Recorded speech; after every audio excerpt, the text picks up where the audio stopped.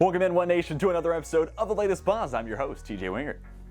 Starting with a busy yet very successful weekend for field hockey, starting with a matchup against number 3 Johns Hopkins on Saturday afternoon. Despite being outshot by the Blue Jays 26-4, Lynchburg collected the 2-0 win with scores coming from Sidney Rowe and Emily Yanis.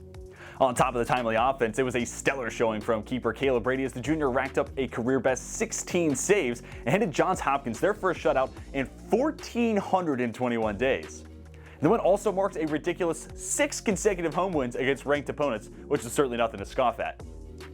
But that was just half the weekend's worth of work, as Sunday saw Lynchburg play host to the Red Devils of Dickinson College.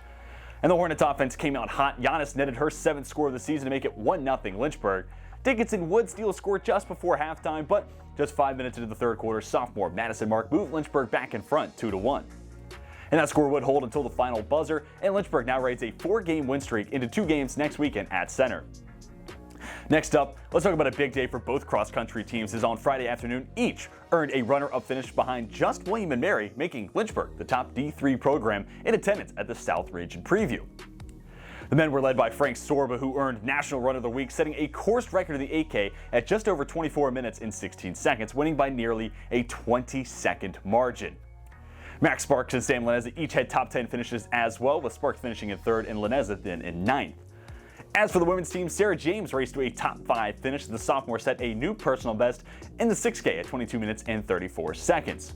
Molly Silva also enjoyed a really nice showing and set a new PR, shaving off 2.5 minutes and crossing the finish line in 22 minutes and a tick over 54 seconds. Lauren Massey, Kelsey Lagunas, and Haley Smith then rounded out the Lynchburg scoring, finishing 12th, 15th, and 16th, respectively. Moving to the men's soccer team now, it was another midweek tie with the USA South foe, this time against the William Peace Pacers. Zach Whelan opened scoring with his 4th goal of the season coming in the 24th minute. Then fast track a couple of days, Saturday had Lynchburg back on track in a dominant 6-1 win at Hood. Luke Mega and Carson Boyd each notched multi-goal performances, with Enrique Morales and Wilson Bowles each netting their first goal of the season.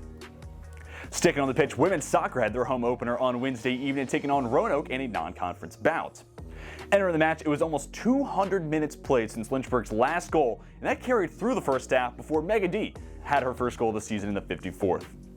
Tack on an insurance goal from Alyssa D'Amato, and Lynchburg sent that game to its 2-0 final verdict. All while, with that shutout, Lynchburg made it approximately 435 minutes of shutout soccer, which is just utterly ridiculous.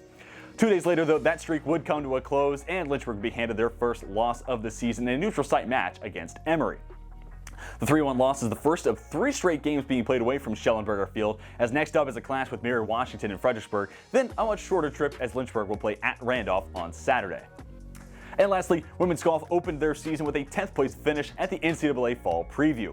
Freshman Lily Rose shot a team best 154 through the 2 rounds, good for a 15th place individual finish. And more specifically, Rose shot a 72 on Monday, which makes her the 2nd Hornet in program history to shoot an even par at the tournament. Who's the other? Well, it's reigning ODAC Individual Champion Player of the Year, Emily Brubaker, who, by the way, shot a 159 over the 2 days, followed by a 163 posted by Gabby Holberg. That'll do it for this episode of The Latest Buzz. Be sure to head to lynchburgsports.com for the latest news, results, and stories revolving around Lynchburg athletics. Till next week, we are signing off.